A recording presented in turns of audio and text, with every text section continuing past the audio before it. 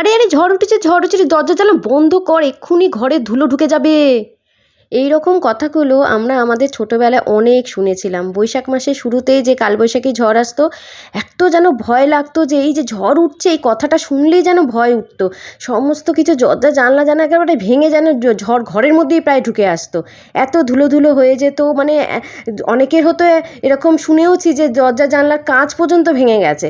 আর ফ্রিজের ওপর ধরো অনেক কিছু রাখা থাকতো, সেগুলো টুপটাপ করে ভেঙে গেল।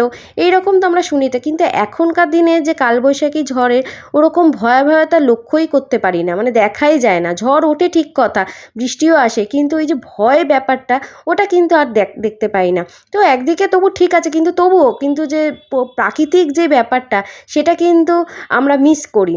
আর অবশ্যই এটা আমাদেরই দোষে, কারণ আমরা এত গাছগাছালি কেটে ফেলেছি, এত বড় বড় বিল্ডিং উঠে যাচ্ছে, যে ঝড়টা আসবে কোথা থেকে এত সুন্দর করে।